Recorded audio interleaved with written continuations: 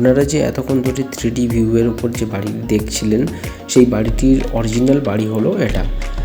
এই বাড়িটি রং করার পর দেখতে কেমন লাগবে বা বাড়ির ডিজাইনটা কেমন হবে সেটা দেখার জন্যই 3D বাড়িটি বানানো হয়েছে।